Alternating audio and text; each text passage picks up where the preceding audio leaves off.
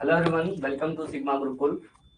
आज जो हमारी क्लास होने वाली है केवीएस पीआरटी और जितने भी टीचिंग एग्जाम्स हमारे होते हैं, जितने भी इसमें पीएचडी टीचती और हाई लेवल के प्रिंसिपल तक के एग्जाम जो होते हैं उसमें जो पेडागोजी वाला पोर्शन आता है उसके बारे में पहले हम चर्चा करेंगे। तो पहला आज हम सिलेबस क्या है, इसका सिलेबस में क्या क्या चीजें आती हैं, क्या क्या इस बार केवीएस के अंदर चेंजेस हुए हैं, उन सब के बारे में बात करेंगे। और साथ ही हम आज एक टॉपिक छोटा सा जो है वो उठाएंगे आज, जो है हमारा ग्रोथ एंड डेवलपमेंट का टॉपिक, जो कि बेसिक टॉपिक हमारा माना जाता है। ठीक है, तो आपको पता है कि केवीएस के अंदर इस बार बहुत सारे चेंजेस हुए हैं। 4 साल बाद, करीबन 4 साल बाद जो है केवीएस आया है।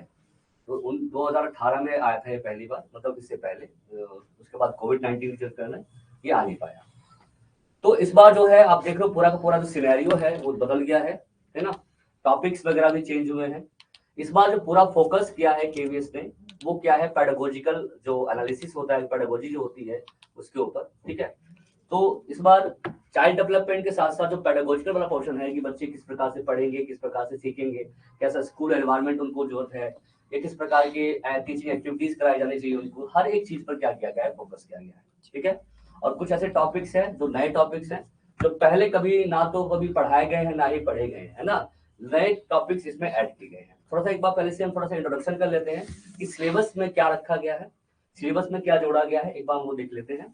तो अभी देख पा रहे हो कि 4 पोर्शन में है, मतलब 5 पोर्शन में है आपका।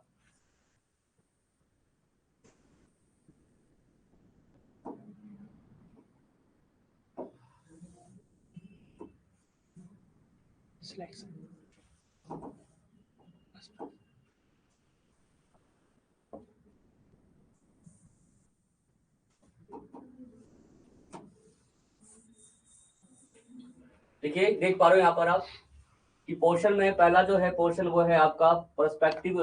जो टॉपिक का नाम है या जो सब्जेक्ट है वो है perspective of education and leadership.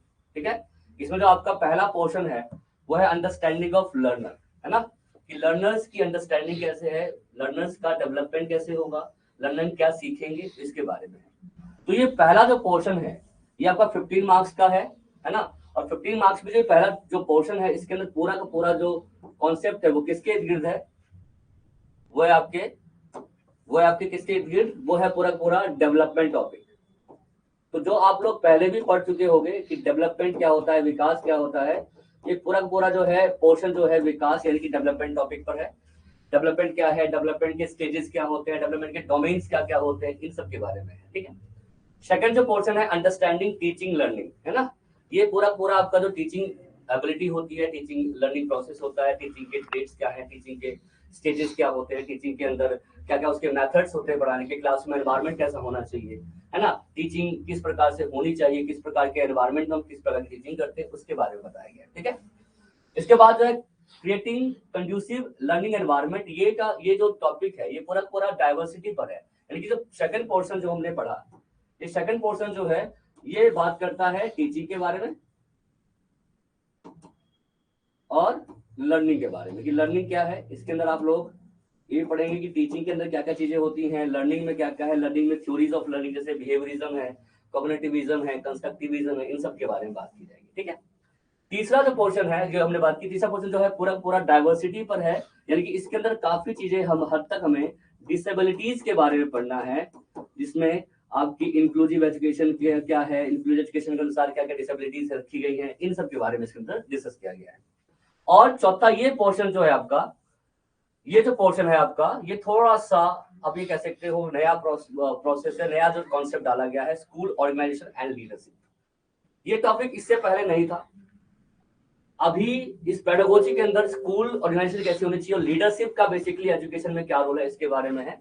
तो ये 10 मार्क्स का रखा गया है और ये काफी नया टॉपिक है आप लोगों के लिए। तो इसमें स्कूल मैनेजमेंट कैसे होता है, स्कूल के अंदर क्या क्या चीजें होती हैं, स्कूल में टीचर और स्टूडेंट फोरम क्या होते हैं, है ना, जो है इन सब के बारे में इसके अंदर बात किया गया। तो ये बिल्कुल ही नया टॉपिक है, इसके अंदर आपको काफी नई चीजें सीखने को मिलेंगी। ठीक है, और जो लास्ट पोर्शन है हमारा पर्सपेक्टिव ऑफ एजुकेशन, है ना, ये जो प्रोसेस में इसमें जितनी भी पॉलिसीज है हमारी एजुकेशन पॉलिसीज हैं, इसके अंदर पॉलिसीज को फोकस किया गया है। और खासकर कौन सी पॉलिसीज, खासकर जितनी भी हमारी नेशनल पॉलिसीज है, नेशनल पॉलिसीज लाइक कि इसके अंदर आपको जो आपका एंड आपने सुना होगा कि एक पॉलिसी आई थी, पहली नेशनल पॉलिसी कब आई थी?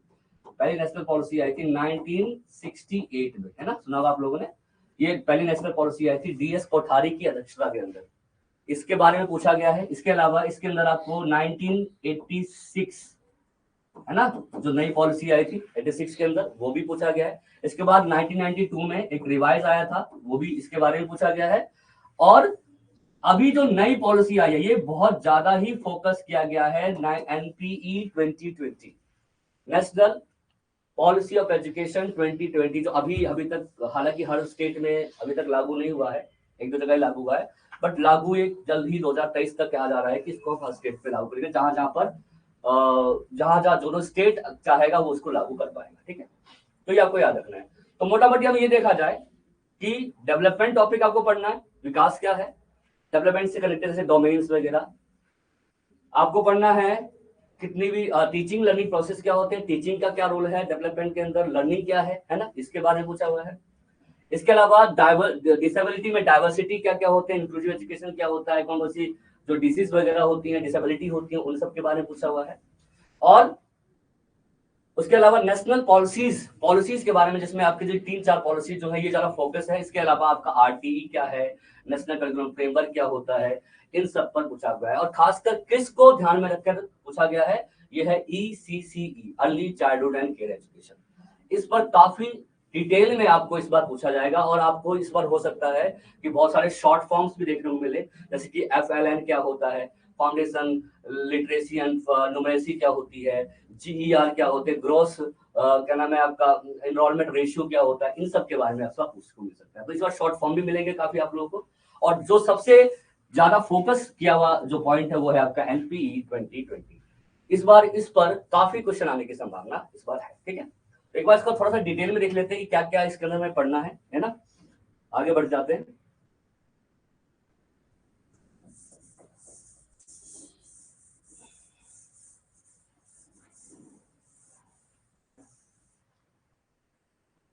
ठीक है, तो देखिए मैंने जब बताया था आपको, अंडरस्टैंडिंग ऑफ लर्निंग में देखो ये लिखा हुआ है कॉन्सेप्ट ऑफ ग्रोथ, ये आपने पढ़ा होगा पहले भी। कॉन्सेप्ट ऑफ क्या है, ग्रोथ। ठीक है, कि वृद्धि क्या है, देख पा रहे हो आप लोग, है ना, वृद्धि वाला कॉन्सेप्ट आप पहले पढ़ चुके हैं कि ग्रोथ क्या होता है, मैच्योरेशन क्या है, डेवलपमेंट क्या है ना। इसके साथ उसके प्रिंसिपल कौन कौन से होते हैं, डिबेट ऑफ डेवलपमेंट क्या होता है, जिसमें आपने पढ़ा था nature nurture debate, early experience, later experience, है ना। इसके अलावा आपका कंटिन्यूटी एंड डिसकंटिन्यूटी, ये क्या है सारे के सारे इसके अंदर सारे क्या है, डिबेट्स हैं। इसके अलावा इसमें डेवलपमेंटल टास्क के बारे में पूछा हुआ, ये एक नई चीज इसमें ऐड की गई है, डेवलपमेंटल टास्क क्या होता है।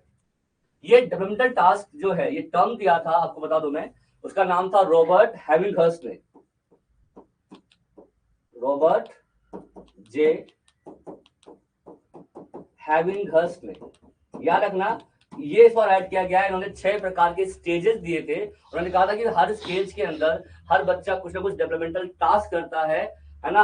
अगर वो टास्क को कर पा रहा है तो वो सोशल तरीके से एक्सेप्टेबल है, अगर वो टास्क को नहीं कर पा रहा है तो वो सोशल तरीके से एक्सेप्टेबल नहीं माना जाएगा, है ना। जैसे कि अगर मैं कहूँ कि 1 साल में बच्चा चलना नहीं सीखा तो वो डेवलपमेंटल टास्क है उसके लिए, तो उसी को उन्होंने टीचेबल मूवमेंट भी कहा है कि भाई एक टास्क हमें करना पड़ता है एक समय में, अगर उस समय वो टास्क पूरा नहीं हुआ तो वो टास्क फिर वो बच्चा जो है वो सोशली तरीके से एक्सेप्टेबल नहीं होगा। ऐसा कहा था रॉबर्ट हैविंगहर्स्ट ने, उन्होंने डेवलपमेंटल टास्क दिए। तो इसमें क्या क्या चैलेंजेस है इसके बारे में पूछा गया। तो ये एक नई टॉपिक डाला गया, एक नया कॉन्सेप्ट डाला गया है जो की जरूरत है, जो उनको लगा कि हमें डालना चाहिए तो उन्होंने इसके अंदर रखा है। उसके बाद डोमेन्स ऑफ डेवलपमेंट, आपको बताइए 3 हमारे 4 डोमेन्स होते हैं, हालांकि 3 ही माने जाते हैं। फिजिकल डोमेन क्या होते हैं आपके, उसके बाद कॉग्निटिव डोमेन्स क्या होते हैं, सोशल इमोशन डोमेन क्या होते हैं, इसके साथ साथ मोरल डेवलपमेंट क्या होता है, नैतिक विकास क्या है। ठीक है, तो ये सारी बातें, ठीक है ठीक है। इसके अलावा आप देख पा रहे हैं, इसके बाद ये एडोलसेंट स्टेज के बारे में पूछा हुआ है। इस बार इस पर अधिक फोकस किया गया। स्टेजेस के अंदर एडोलसेंट जो स्टेज है हमारी, जो हमारे किशोर काल है, इस पर सबसे ज्यादा फोकस इस बार किया गया। क्यों? क्योंकि आप देख पा रहे हो कि कोई भी एजुकेशन पॉलिसी अभी तक बनी है, ये एक ऐसा स्टेज है जिस पर बहुत सारे लॉज लेने के लिए, उनके लिए कुछ ऐसी मतलब कहते हैं सुविधाएं जो होती है, फैसिलिटीज जो होती है, इन बच्चों के लिए कुछ ऐसा नहीं किया गया है। और आप जब स्कूल में पढ़ाने जाओगे, चाहे आप पीसीटी लेवल पे पढ़ा रहे हो, चाहे टीसीटी लेवल पे पढ़ा रहे हो, तो आपने देखा होगा कि इस एज के बच्चे ज्यादा मिलते हैं। और ये स्टेज सबसे ज्यादा डिफिकल्ट स्टेज भी मानी गई है, क्योंकि इस स्टेज में बहुत सारी समस्याएं बच्चों को आती हैं।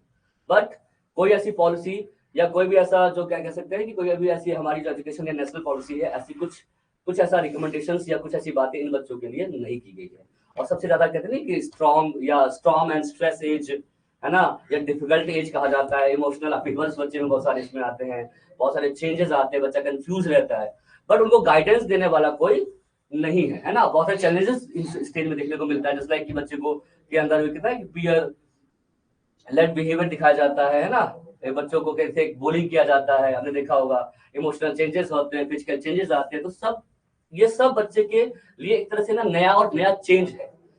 बट इस पर किसी प्रकार का ध्यान नहीं दिया जाता। और ऐसा कहा भी गया है कि देश की लगभग 25% जो जनसंख्या है वो हमारी किशोर काल की एडोलेसेंस एज की है, but still there is no any policy for them. इनके एजुकेशन के लिए या इनके किसी प्रकार की सुविधाओं के लिए कोई ऐसी पॉलिसी नहीं बनाई गई है। तो ये स्टेज इस बार काफी अच्छे तरीके से रखा गया है और इस पर क्वेश्चन आने के चांसेस इस बार ज्यादा है।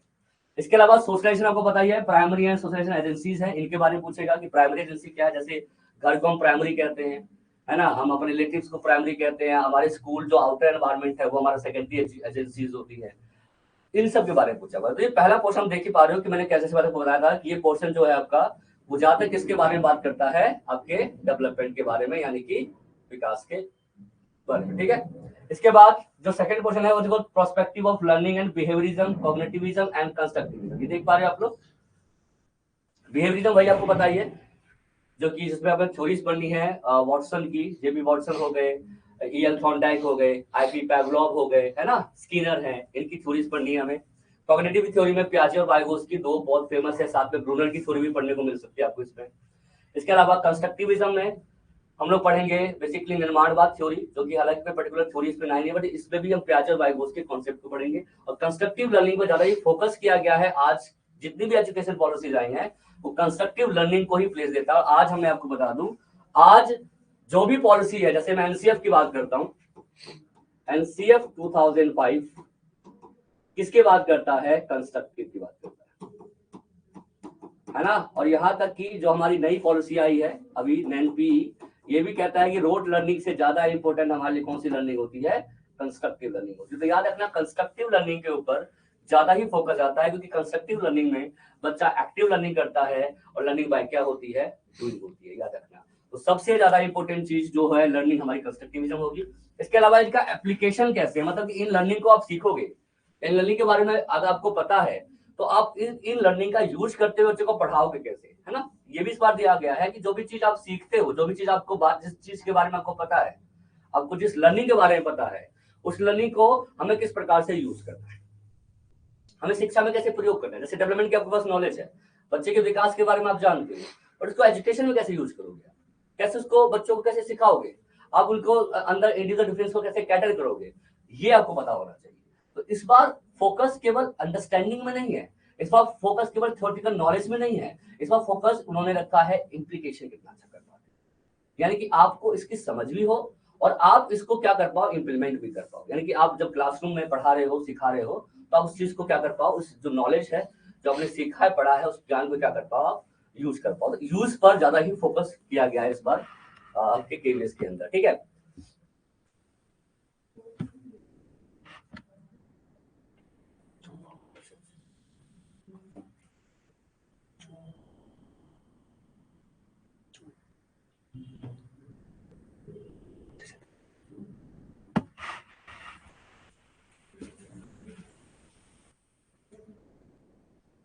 कर लो उसको तो।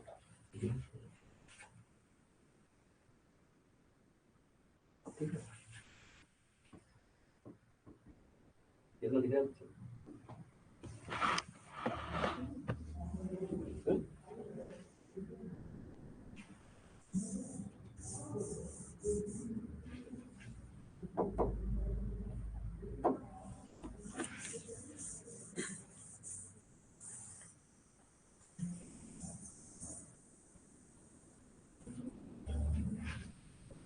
ठीक है, आगे बढ़ते हैं। इसके अलावा रोल ऑफ टीचर क्या है, क्लासरूम में रोल टीचर का कैसा रोल है, टीचर की क्या भूमिकाएं होती हैं, लर्नर की क्या भूमिका है, लर्नर किस रूप में क्लास में रहता है, टीचर्स का रोल एज ए फैसिलिटेटर है, स्टूडेंट का role as a constructive of knowledge है, ये सब पूछेगा आपसे। उसके बाद टीचर स्टूडेंट रिलेशनशिप क्या होता है, टीएलपी क्या है, स्टूडेंट और टीचर का कनेक्शन कैसा है, क्लासरूम के अंदर कैसा होना चाहिए, इसके बारे में पूछा हुआ है। चॉइस ऑफ मेथड्स कौन से यूज करोगे आप, है ना, लाइक किस लेवल के बच्चे हैं उनके ऊपर कौन सा मेथड आप ज्यादा अच्छी तरीके से यूज कर सकते हो। इसमें आपका डिस्कवरी मेथड हो गया, या आप कह सकते हो रोल प्ले मेथड हो सकता है, डायलॉग, डिस्कशन, डिबेट्स, है ना, प्रोजेक्ट्स, फील्ड ट्रिप्स, ये सारे मेथड्स के बारे में पता होना चाहिए और इसको कैसे कैसे यूज करना है क्लासरूम के अंदर उस पर आपको पता होना चाहिए, ठीक है। इसके अलावा क्लासरूम एनवायरनमेंट कैसा होना चाहिए, अंडरस्टैंडिंग ऑफ डिसिप्लिन कैसे कंट्रोल करोगे, फैक्टर कौन कौन से है लर्निंग को अफेक्ट करने वाले, है ना, लर्निंग इंस्ट्रक्शन कौन कौन से दोगे, टीचिंग एड्स कौन कौन से यूज करोगे, यहाँ पे बेसिकली एड्स के बारे में है, टीचिंग एड कैसे यूज करोगे आप। उसके बाद creating learning space in school में कैसे स्पेस को ऑर्गेनाइज करना है, कौन कौन सी प्लानिंग करोगे आप टीचिंग लर्निंग की, है ना। सिलेबस और करिकुलम बेसिकली क्या होते हैं, हिडन करिकुलम क्या होता है, सुना होगा आप लोगों ने। हिडन करिकुलम वो होता है जो कि स्कूल में पढ़ाया नहीं जाता, कुछ ऐसी मॉरल वैल्यूज डेवलप की जाती हैं, कुछ ऐसे सोशल वैल्यूज डेवलप की जाते हैं जो कि सिलेबस में मेंशन ना हो, हिडन हो। ये हिडन मतलब क्या है, हिडन कहते हैं, इसको कहा जाता है लेटेंट, है ना, इसको क्या बोलते हैं, लेटेंट कहा जाता है। तो बेसिकली इसमें क्या गया कि करिकुलम कितने प्रकार के हैं, एक स्टूडेंट बेस्ड करिकुलम होता है, एक टीचर बेस्ड करिकुलम होता है, एक आपका हिडन करिकुलम होता है, तो बहुत सारे करिकुलम होते हैं, इन सब के बारे में पूछा हुआ इस बार, ठीक है। इसके अलावा वही एफएलसी फाउंडेशन लिटरेसी न्यूमरेसी क्या होती है, अर्ली चाइल्डहुड केयर एजुकेशन। इसमें मैंने क्या कहा आपको कि early childhood and care education में बहुत फोकस किया गया है इन प्रकार के बच्चों को। क्या आपको पता है ना कि जो ये जो नई पॉलिसी अभी हमने बताया था, जो पॉलिसी आई है एनपीई 2020, इसमें क्या है ना पता है आपको, इसमें क्या है कि इसमें इस बार 3 से लेकर 18 साल तक के बच्चे को शामिल किया गया है ना, आपको 3 से, यानी कि अर्ली चाइल्डहुड केयर एजुकेशन से ही हम बच्चों को क्या करेंगे, एजुकेशन देंगे, और उनके लिए भी अलग प्रकार की जो फैसिलिटीज होती है, सुविधाएं होती हैं, उनके लिए अलग प्रकार की जो रूल रेगुलेशन होते हैं बनाए जाएंगे। तो इसलिए इस वाले पोर्शन पर ज्यादा ही अब इस बार फोकस है। तो याद रखना इस वाले एग्जाम में केवीएस के अंदर या तो बहुत छोटे बच्चे पर ज्यादा फोकस किया गया है कि छोटे बच्चे जैसे लाइक ईसीसी वाले, ईसीसी वाले, या जो एडोलेसेंट स्टेज के बच्चे हैं उनको किस प्रकार की सुविधा मिलनी चाहिए, इन पर फोकस किया गया है, क्योंकि ये ऐसे एरिया हैं, ये ऐसे बच्चे हैं जिनमें अधिक से अधिक ध्यान नहीं दिया जाता था पहले, जिसको पर ध्यान देने की आवश्यकता हमें इस बार है, ठीक है। इसके अलावा कॉम्पिटेंसी बेस्ड एजुकेशन क्या होता है, एक्सपीरियंशियल लर्निंग क्या होती है, जिसमें बेसिकली इसमें हमें कॉल्म की थ्योरी पढ़नी है, किसकी पढ़नी है, कॉल्म की थ्योरी पढ़नी है, ठीक है, ये याद रखना आप लोग। कॉल का एक्सपीरियंशियल लर्निंग थ्योरी बहुत इंपॉर्टेंट है बच्चों, मैं आपको पढ़ाऊंगा अच्छे तरीके से। और इस समय तो आपको पता ही है कि इसमें थॉर्नडाइक, पैवलोव, स्किनर, है ना, बंडूरा, एल्बर्ट बंडूरा की सोशल लर्निंग थ्योरी, है ना, कॉग्निटिव थ्योरी में प्याजे वाइगोस्की के बारे में, कंस्ट्रक्शन में मतलब भी हम बेसिकली प्याजे वाइगोस्की का कंस्ट्रक्टिव अप्रोच में क्या रोल है या कंस्ट्रक्टिव लर्निंग में उन्होंने क्या कहा है उसके बारे में पढ़ेंगे। तो बहुत काफी लर्निंग थ्योरीज भी आ चुकी है। अभी देख ही रहे हो टीचिंग कैसी होनी चाहिए, टीचिंग एनवायरनमेंट कैसा होना चाहिए, टीचिंग के कितने टाइप्स होते हैं, टीचिंग मेथड्स क्या होते हैं, तो लगभग टीचिंग लर्निंग प्रोसेस पर ही पूरा का पूरा ये पोर्शन है आपका। इसके अलावा प्लान, ईयर प्लान क्या होते हैं जो पूरे साल बनाया जाए, यूनिट प्लान जो होते हैं जो यूनिट में बनाया जाए, लेसन प्लान जो कि लेसन प्लान बनाने तो हम किसी टीचिंग करने से पहले जो प्लान तैयार करते हैं, लेसन प्लान आप लोगों ने कॉलेज वगैरह में बनाए होंगे, तो इनके बारे में पूछा हुआ है। बेसिक्स नॉलेज, मटेरियल्स कौन कौन से यूज होने चाहिए, इंफॉर्मेशन कम्युनिकेशन टेक्नोलॉजी आईसीटी क्या है ना, आईसीटी के बारे में पूछा हुआ है, इंफॉर्मेशन कम्युनिकेशन टेक्नोलॉजी। और आजकल के एजुकेशन में आईसीटी का क्या रोल है, आईसीटी आपको बता दूं मैं 2004 में आया था जब अटल बिहारी वाजपेयी जी का राज था, वो कहा गया था कि शिक्षा में कुछ इनोवेशन करना है, कुछ अलग करना है, शिक्षा को हमें किससे जोड़ना है, शिक्षा को हमें टेक्नोलॉजी से जोड़ना है। इस कॉन्टेक्स्ट में आईसीटी को प्रमोट किया गया था बच्चों, ठीक है। इसके अलावा देख सकते हो असेसमेंट ऑफ लर्निंग, पूरे असेसमेंट वाला टॉपिक इसके अंदर, असेसमेंट फॉर लर्निंग क्या है, असेसमेंट एज लर्निंग क्या है, मीनिंग क्या है उसकी असेसमेंट्स की, है ना, असेसमेंट क्यों जरूरी है, इन सब के बारे में पूछा हुआ है। और क्लासरूम ऑब्जर्वेशन क्या है, डायग्नोस और रिलेशन, डायलॉग्स का क्या रोल है, कंस्ट्रक्टिव लर्निंग टीचिंग किस प्रकार की होती है, यानी कि पूरा भी ये पोर्शन देख पा रहे हो, ये पूरा का पूरा पोर्शन टीचिंग और लर्निंग प्रोसेस जो हमारा होता है, शिक्षण अधिगम प्रक्रिया जो हमारी होती है, इस पर पूरा टॉपिक जैसे मैंने आपको पहले ही मेंशन किया था, ठीक है। इसके बाद अगर हम देखें, इसके अलावा और भी देखो इसमें है कि मेंटल हेल्थ क्या है ना, मेंटल हेल्थ क्या है, ये देख पा रहे हैं आप लोग, है ना। मेंटल हेल्थ क्या है, इस प्रकार से प्रिवेंशन कैसे करोगे प्रॉब्लम्स को, मेंटल हेल्थ की प्रॉब्लम को कैसे सॉल्व करोगे, है ना, गाइडेंस कैसे देंगे हम लोग, स्कूल डेवलपिंग, स्कूल कैसा कैसे डेवलप कर सकते हैं, स्कूल एंड कम्युनिटीज का बेसिकली क्या रोल है लर्निंग के अंदर, है ना, कम्युनिटीज होते हैं ना, हमारे समुदाय होते हैं, उनका अधिगम में क्या रोल है। तो बेसिकली आप देख पा रहे हो कि बिल्कुल इसी पर फोकस है। उसके बाद स्कूल ऑर्गेनाइजेशन एंड लीडरशिप, इसमें पूरा पूरा तो लीडरशिप क्या होता है, स्कूल कैसा होना चाहिए, स्कूल और टीचर का रिलेशनशिप कैसा होना चाहिए, टीचर डेवलपमेंट फोरम क्या होते हैं, पेरेंट्स टीचर फोरम क्या होते हैं, इन सब के बारे में बेसिकली पूछा हुआ है। यानी कि ये जो पोर्शन है वो पूरा पूरा स्कूल ऑर्गेनाइजेशन और लीडरशिप पर बेस्ड है। तो ये मैंने पहले आपको कहा था, ये एक टॉपिक ऐसा है जो एकदम नया टॉपिक है, एक न्यू तरीके से इसको ऐड किया गया है ना। तो इसको हमें एक डिटेल से इसको पढ़ना पड़ेगा इसको, ठीक है।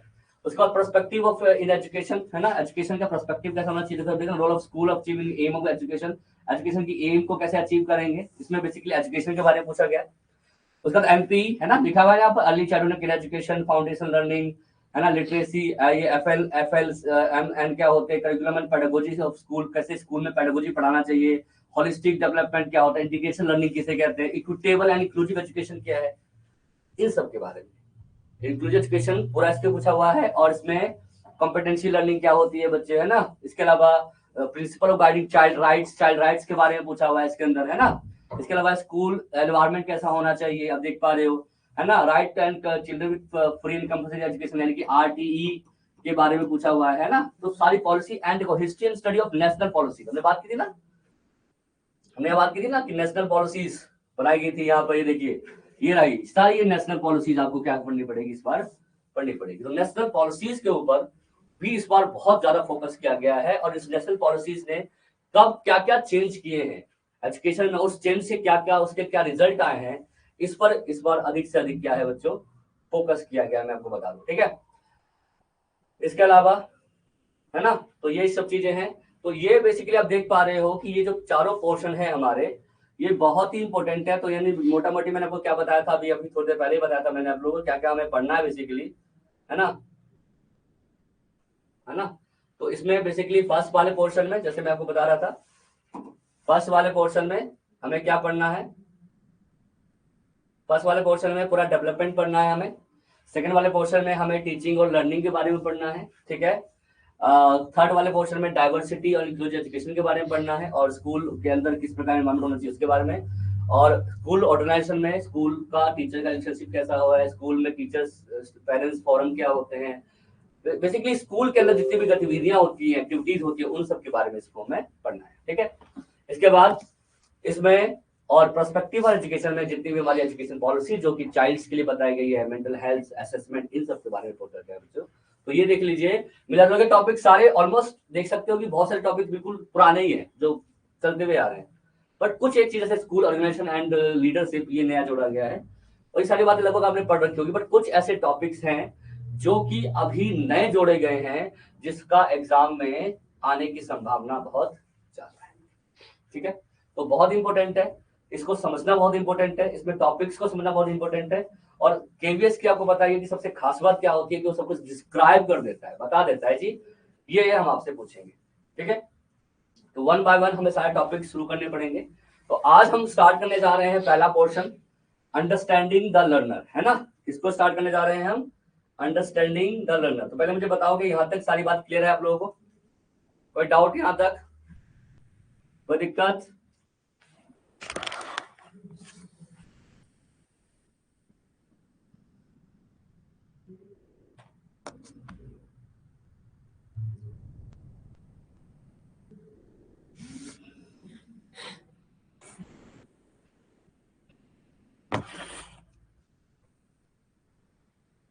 बताएंगे एक बार, क्लियर है यहाँ तक?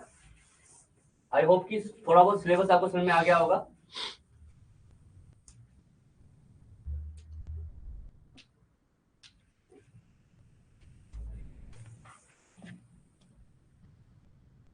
चलिए बहुत बढ़िया। तो स्टार्ट करते हैं हम पहले पोर्शन से, जिसको हम बोलेंगे ए पोर्शन।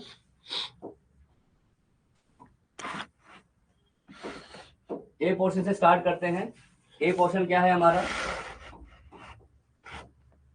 अंडरस्टैंडिंग ऑफ लर्नर, ठीक है, किसकी बात करेंगे हम? Understanding of learner. और इसमें जो हमारा पहला टॉपिक हम स्टार्ट करने जा रहे हैं वो है हमारा क्या? That is growth and development. Growth and development आप लोग बहुत पहले से पढ़ते हुए आ रहे हो इसके बारे में कि वृद्धि और विकास क्या है। इसको हम बोलते हैं हिंदी में वृद्धि एवं विकास। बहुत ही इंपॉर्टेंट टॉपिक है। बेसिक ग्रोथ एंड डेवलपमेंट क्या होता है, ग्रोथ में क्या चीजें होती हैं, डेवलपमेंट में क्या चीजें होती हैं, ये सब आप पढ़ते हुए आ रहे हो। इस बार फिर से एक बार आप बताऊंगा आप लोगों को कि ग्रोथ बेसिकली क्या है, डेवलपमेंट बेसिकली क्या है, दोनों में डिफरेंस क्या होता है और इन दोनों में बेसिकली क्या रोल है, इसमें क्या क्या चीजें शामिल होती हैं, क्या क्या चीजें इसके अंदर सिमिलर है, क्या क्या चीजें इसके अंदर डिफरेंट है, ये आपको पता होना चाहिए। ठीक है, तो स्टार्ट करते हैं सबसे पहले हम ग्रोथ के बारे में। तो देखिए, अगर मैं ग्रोथ बोलूं, ग्रोथ क्या है पता है आपको? ग्रोथ क्या है? ग्रोथ होता है जो भी हमारे शरीर में परिवर्तन आते हैं, है ना, जो बॉडी में चेंजेस हमारे आते हैं वो सब क्या है? हमारा ग्रोथ है। All kind of physical change. तो ग्रोथ क्या होता है बच्चों? कि जो भी हमारे शरीर में परिवर्तन हो रहे हैं, फिजिकल चेंजेस जो हमारे अंदर हो रहे हैं, वो सब का सब क्या कहलाता है? आपका ग्रोथ। तो all kind of physical change, शरीर में होने वाले परिवर्तन क्या कहलाएंगे? आपके ग्रोथ कहलाएंगे। ठीक है, जिसको हम क्या कर सकते हैं बच्चों? देख सकते हैं, यानी कि ये क्या होता है? विजुअल है ना। वैसी बात है कि आपकी हाइट बढ़ती है, आपका स्ट्रक्चर बढ़ता है तो दिखता है ना हमें। तो ये क्या है? विजुअलाइज्ड है। विजुअलाइज मतलब क्या होता है? कि दृश्यात्मक है। दृश्यात्मक का मतलब ये हुआ कि इसको आप क्या कर सकते हो? देख सकते हो। तो विजुअल है चीज, और विजुअल भी है और माप भी सकते हो। और माप किस में सकते हैं? क्वांटिटी में, है ना। क्वांटिटी मतलब क्या होती है बच्चों? मात्रा में माप सकते हैं, है ना, मात्रात्मक होती है। अब ये कह सकते हो जो हमारा डेवलपमेंट है वो कैसा है? ग्रोथ जो हमारा है वो क्या है? क्वांटिटेटिव है, यानी कि इसको आप केजी में, ग्राम में, है ना, उसके बाद फीट में, इंचेज में आप क्या कर सकते हो? मेजर कर सकते हो। तो growth is nothing just a physical change. एक फिजिकल चेंज है जिसको आप देख सकते हो और जिसको माप सकते हो क्वांटिटी में, वो क्या कहलाता है? ग्रोथ, है ना। बट आपको पता है ना, ग्रोथ कभी लाइफ लॉन्ग नहीं होता। ग्रोथ जो है वो रिलेट करता है मैच्योरेशन से, और ये मैच्योरेशन तक ही चलता है। तो ग्रोथ कब तक चलता है? Till maturation. और मैच्योरेशन क्या है? मैच्योरेशन होता है आपके अंदर होने वाले automatically changes due to the heredity. आपके अंदर जो अपने आप परिवर्तन आ रहे हैं बच्चों, उसे हम कहते हैं मैच्योरेशन, है ना। और इसका कनेक्शन किसके साथ होता है? आपकी एज के साथ। जैसे जैसे आपकी एज बढ़ती है, आपकी आती है मैच्योरेशन, और जैसे जैसे मैच्योरेशन आती है वो आपका क्या होता है? ग्रोथ होता है ना। जैसे एग्जांपल देता हूँ, एक साल का बच्चा, एग्जांपल अगर मैं दूं, एक साल का बच्चा भाग नहीं सकता, नहीं भाग सकता। क्यों नहीं भाग सकता? क्योंकि एक साल का बच्चा मैच्योर नहीं है भागने की, है ना। और मैच्योरिटी केवल फिजिकली नहीं होती है, मेंटल मैच्योरिटी भी होती है ना हमारी। कि आप एक जनरल सा एग्जांपल मैं आपको कहूँ कि बच्चा 7 साल का है और 7 साल का बच्चा एब्स्ट्रैक्ट थिंकिंग नहीं कर सकता। क्यों नहीं कर सकता? क्योंकि 7 साल के बच्चे के पास मेंटल मैच्योरिटी नहीं है ना। जैसे जैसे हमारी एज बढ़ती है वैसे वैसे हमारी अवस्थाएं बदलती है, हमें अनुभव मिलता है, हमें मैच्योरिटी मिलती है, और जैसे मैच्योरिटी मिलती है हमारा क्या होता है? ग्रोथ होता है। तो ग्रोथ का कनेक्शन किसके साथ होता है? आपका मैच्योरेशन के साथ है ना। और एज रिलेटेड जो हमारे चेंजेस हमारे आ रहे हैं, ऑटोमेटिकली चेंज हमारे अंदर आ रहे हैं, है ना। बट मैच्योरिटी भी आपको ऑब्वियसली अगर हम फिजिकल मैच्योरिटी देखें एक समय के बाद रुक जाती है ना। तो याद रखना, जो ग्रोथ है वो एक समय के बाद क्या हो जाती है? रुक जाती है, स्टॉप हो जाती है। यानी कि हम ये कह सकते हैं कि जो ग्रोथ है वो एक डिसकंटिन्यूअस प्रोसेस है। क्या है ये? डिसकंटिन्यूअस प्रोसेस है, यानी कि असतत प्रक्रिया है। एक समय के बाद रुक जाती है जब बच्चा क्या हो जाता है? मैच्योर्ड। और मैच्योरिटी कब तक आ गया आपको बताइए? मेल में आ जाती है ये 18 ईयर तक, फीमेल में आ जाती है 16 ईयर तक। ऐसा कहा जाता है कि फीमेल मेल से पहले मैच्योर हो जाती है ना। अब ग्रोथ मैंने आपको क्या बताया था? Growth is connected with physical changes, जो कि बेसिकली किससे रिलेट करती है, मैच्योरेशन से। जैसे जैसे आपकी एज बढ़ती है, आप मैच्योर होते हो, आप मैच्योर होते हो तो आपके अंदर आते हैं परिवर्तन, आपके अंदर आते हैं चेंजेस, जिससे आपका होता है ग्रोथ, है ना। अब ये होते किसकी वजह से हैं? ये होते हैं बिकॉज ऑफ दी हेरिडिटी। याद रखना, ग्रोथ पर मैक्सिमम इंपैक्ट जो होता है, ग्रोथ मैक्सिमम किसकी वजह से होता है? बिकॉज ऑफ दी हेरिडिटी, है ना। जैसे हाइट का बढ़ना, है ना, हाइट का बढ़ना ग्रोथ है। अब हाइट का बढ़ना हमारे पर तो नहीं है कि एनवायरमेंटल तो नहीं है, डिपेंड करता है अनुवांशिक, उसको कैसा हेरिडिटी से ट्रेड्स मिले हैं। तो याद रखना, ग्रोथ के पर किसका मैक्सिमम रोल होता है? तो आप क्या बताओगे? वो होता है हेरिडिटी का, यानी कि वंशानुक्रम, है ना। और याद रखना, ग्रोथ की जितनी भी चीजें हैं लगभग, जैसे height depends upon heredity, colour complexion depends upon heredity, इसके अलावा स्ट्रक्चर ऑफ बॉडी का स्ट्रक्चर, कैसा बच्चा दिखता है ना, कलर ऑफ आईज, आंखों का रंग, ये सब फिजिकली तो है, और ये सब किस पे है? ये सब किस पर डिपेंड करता है? हेरिडिटी। और ये सब को पर हमारा कंट्रोल है क्या? बच्चे का रंग कैसा होगा हमारे कंट्रोल में है क्या? हाइट कितनी बढ़ेगी हमारे कंट्रोल है क्या? नहीं। इसलिए किसको मैं इन्वॉल्व करता है? ये मैच्योरेशन। जैसे जैसे बच्चा मैच्योर होता है वैसे वैसे उसमें फिजिकल डेवलपमेंट होते हैं बच्चों, ठीक है। और याद रखना, काफी हद तक कहा जा सकता है कि जो ग्रोथ है ये प्रेडिक्टेबल होता है। प्रेडिक्टेबल का मतलब क्या है? कि ये प्री डिटरमाइंड है। प्री डिटरमाइंड मतलब क्या होता है? पहले से आधारित। Growth is pre determined. क्यों कहते हैं प्री डिटरमाइंड? क्योंकि आपको पता है कि हाइट तो बढ़नी है, स्ट्रक्चर तो बच्चे का बढ़ना ही है ना। अब कहां तक बढ़ेगी ये हमें पता नहीं है, बस डिटरमाइंड तो है ना। और हमें पता है कि भाई बच्चा पैदा होगा तो हाइट तो बढ़ेगी, क्योंकि मैच्योरिटी उसकी आएगी, जैसे जैसे मैच्योरिटी आएगी उसकी हाइट बढ़ेगी, बच्चे में डेवलपमेंट होगा, है ना, फिजिकल का। तो याद रखना, जो ग्रोथ होता है वो बच्चे के फिजिकल चेंज को लेता है।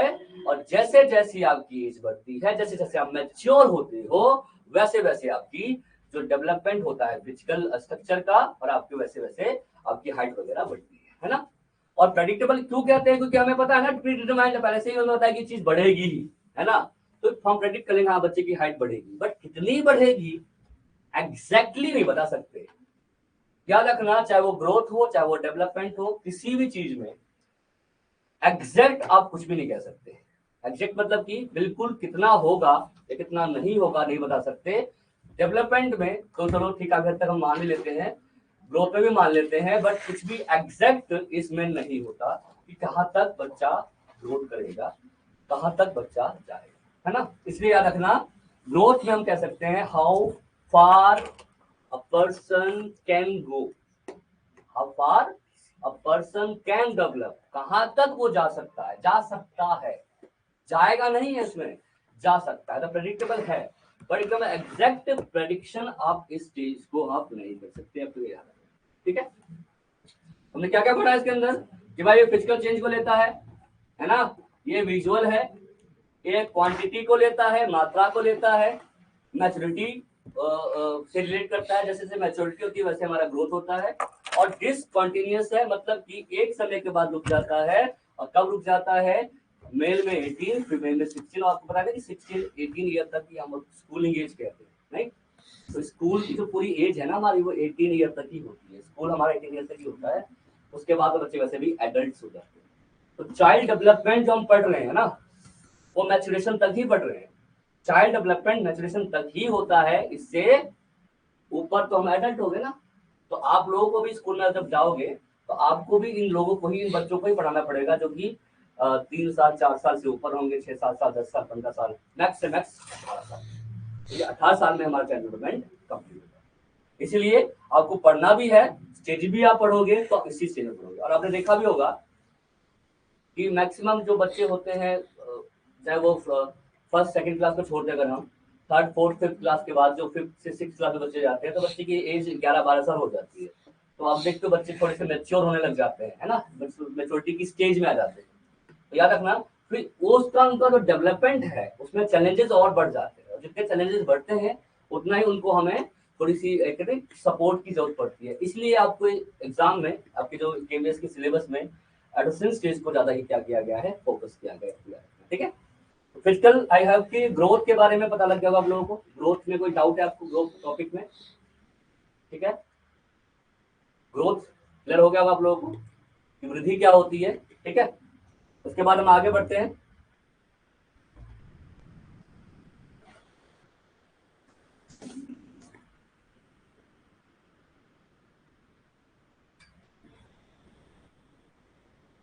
अगला अब आगे बढ़ते हैं बच्चों, अब हम बात करते हैं डेवलपमेंट की, विकास की।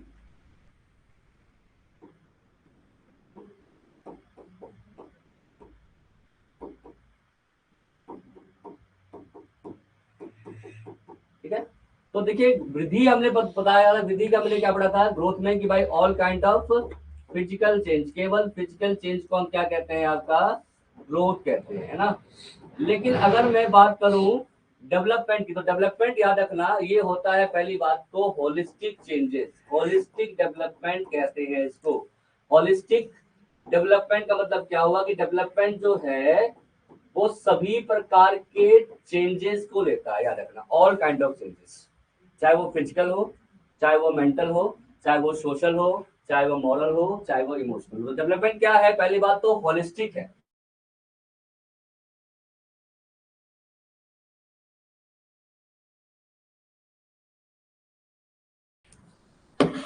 जरा यहाँ तक तो डेवलपमेंट हम डिस्कस कर रहे थे कि डेवलपमेंट क्या है। तो पहली बात तो ये होलिस्टिक है। होलिस्टिक मतलब क्या है, किसी भी प्रकार के फील्ड को शामिल करती है, चाहे वो आपका फिजिकल हो, चाहे वो मेंटल हो, चाहे वो सोशल हो, चाहे वो मॉरल हो, हर एक प्रकार के फील्ड को क्या करती है, शामिल करती है, ठीक है।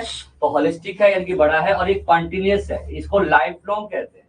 यानी कि ये कब शुरू होता है, ये शुरू होता है आपका प्री नेटल शुरू हो जाता है, प्रसव पूर्व गर्भाकाल से शुरू हो जाता है और कब तक चलता है टू टिल डेथ, याद रखना। लेकिन आपको बताया था मैंने आपको ग्रोथ कब तक था, ये था आपका प्री नेटल शुरू हुआ था ये, क्योंकि ग्रोथ हो चाहे डेवलपमेंट स्टार्ट कहाँ से होते हैं, गर्भ से ही, गर्भ काल से शुरू हो जाते हैं। प्री नेटल से लेकर कब तक जाता है टिल मैच्यूरेशन, याद रखना ये होता है मैच्यूरेशन तक, यानी कि लगभग 18 साल तक, 18 साल 17 साल सबका अलग प्रकार का होता है ना। और ये जो होता है प्री नेटल से आता है टिल डेथ, टिल डेथ यानी कि मरण तक जो है, जो हमारा डेवलपमेंट है वो चलता रहता है ना। और ये देखिए ये क्वांटिटी को तो लेता ही है, क्वांटिटेटिव तो है ही।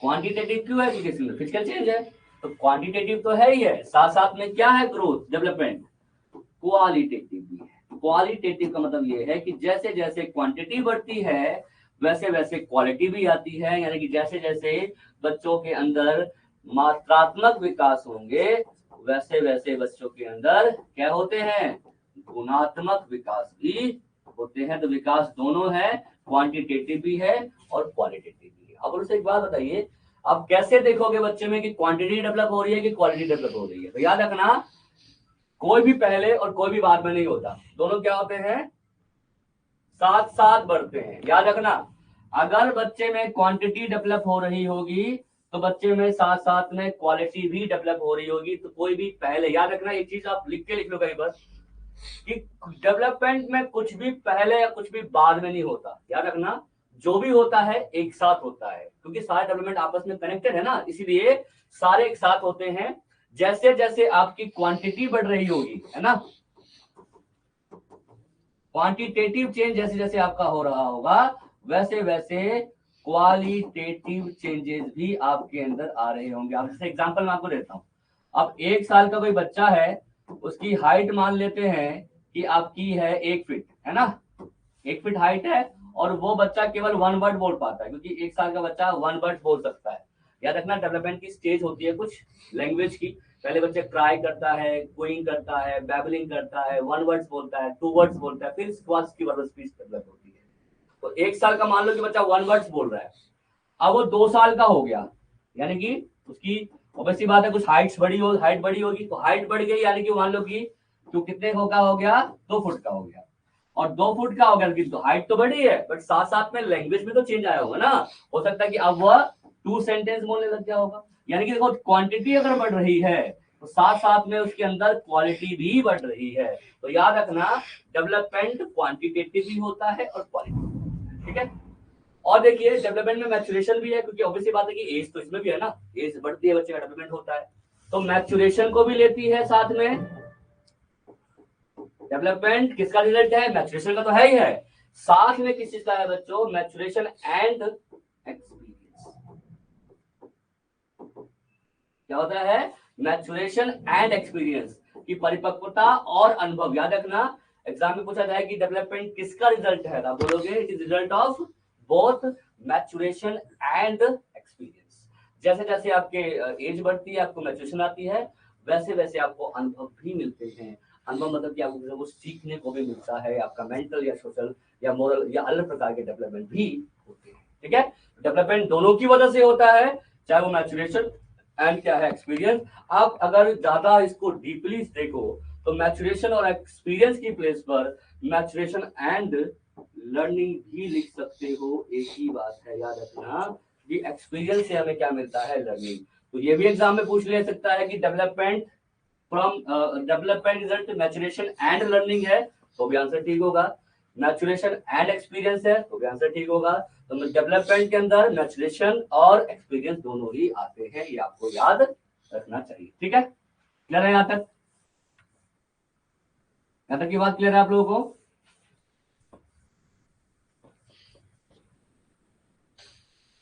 ठीक है, आगे बढ़ते हैं। Number 6 point. आप देखिए, जिस प्रकार हमारा ग्रोथ प्रेडिक्टेबल होता है उस प्रकार डेवलपमेंट भी क्या है आपका? एक प्रेडिक्टेबल कहलाता है। प्रेडिक्टेबल का मतलब यहाँ पर किस चीज से है कि इसकी भी काफी हद तक भविष्यवाणी की जा सकती है, लेकिन मैंने आपको पहले कहा था कि एग्जैक्ट कुछ भी नहीं होता है इसके अंदर। हम बच्चे की भविष्यवाणी उसके परफॉर्मेंस के आधार पर देख लेते हैं, उसके अनुभव के आधार पर देख लेते हैं, है ना, कि किस प्रकार का एक्सपीरियंस मिला है उसको, किस प्रकार का अनुभव है उसको। लेकिन एग्जैक्ट कभी भी याद रखना डेवलपमेंट की क्या नहीं हो सकती? भविष्यवाणी नहीं कर सकते। आज हमने किया, हो सकता है कि क्योंकि जो हमारा एनवायरमेंट होता है ना वो चेंजेबल होता है, बदलते रहते हैं ना, डेवलपमेंट भी बदलेगा होगा, है ना। याद रखना डेवलपमेंट के ऊपर एनवायरमेंटल इम्पैक्ट ज्यादा अच्छा होता है। जितना अच्छा बच्चे को वातावरण देंगे बच्चे का वैसे वैसे डेवलपमेंट होगा। बट याद रखना डेवलपमेंट दोनों का ही रूप है, हेरिडिटी और एनवायरमेंट दोनों का ही है। बट ऐसा कहा जाता है कि एनवायरमेंट पर किसकी भूमिका ज्यादा होती है? वो होता है एनवायरमेंट। ठीक है, डेवलपमेंट पर वातावरणीय प्रभाव को ज्यादा मानते। ठीक है, तो याद रखना प्रेडिक्टेबल है, लेकिन ऑब्वियसली बात है कि डायनामिक चेंज होते रहते हैं, बच्चों के अंदर कुछ ना कुछ बदलता रहता है। तो हम ये नहीं कहेंगे कि जो आज वो अच्छा कर रहा है वो कल भी अच्छा करेगा, है ना। तो याद रखना डेवलपमेंट जो हमारा है तो प्रेडिक्टेबल, बट एग्जैक्ट इसकी भी प्रेडिक्शन हम नहीं कर सकते। ठीक है, तो ये डेवलपमेंट था हमारा कि भाई होलिस्टिक डेवलपमेंट को लेता है, कंटिन्यूस प्रोसेस है, ये चलता रहता है। प्रीनेटल और से टिल डेथ चलता रहता है, क्वांटिटेटिव और क्वालिटेटिव दोनों को लेता है। मैचुरेशन एंड एक्सपीरियंस की वजह से डेवलपमेंट हमारा होता है। तो याद रखना डेवलपमेंट किसकी वजह से हो रहा है? मैचुरेशन एंड एक्सपीरियंस की वजह से हो रहा है, ये आपको याद रखना है। और इसको भी हम क्या कर सकते हैं? प्रेडिक्ट कर सकते हैं। जैसे जैसे हमारी एज बढ़ती है हमारे अंदर मैचुरेशन भी आती है, हमारे अंदर एक्सपीरियंस में चेंजेस भी आते हैं। समझ लो कि बच्चे का क्या हो रहा है? डेवलपमेंट हो रहा है। और डेवलपमेंट बहुत बड़ा प्रोसेस है, इसलिए हम कहते हैं इसको कि भाई ये एक वाइडर प्रोसेस है। वाइडर मतलब क्या होता है? बहुत फैला हुआ है, विस्तृत है, विकास में बहुत सारी चीजें क्या होती हैं? शामिल होती है। तो डेवलपमेंट एक वाइडर प्रोसेस के रूप में काम किया जाता है। ठीक है, तो ये था हमारा कॉन्सेप्ट ऑफ डेवलपमेंट। तो आई होप कि आपको ग्रोथ भी समझ में आ गया होगा, ग्रोथ क्या होता है, और आपको समझ में आ गया होगा डेवलपमेंट क्या होता है, और आपको समझ में आ गया मैचुरेशन क्या होती है, और आपको समझ में आ गया होगा मैचुरेशन के साथ साथ आपके अंदर ये जो लर्निंग होता है, एक्सपीरियंस क्या होता है, ये क्या होता है। एक्सपीरियंस से भी हमारी डेवलपमेंट होती है, और जैसे जैसे आपको अनुभव मिलता है और जैसे जैसे आपकी लर्निंग होती है वैसे वैसे भी आपका डेवलपमेंट होता है। तो लर्निंग और डेवलपमेंट का भी आपस में क्या है? संबंध है। ठीक है, आई होप ये बेसिक आपको क्लियर हो गया होगा, ये डाउट नहीं होगा इसके अंदर आप लोगों को, है ना। जो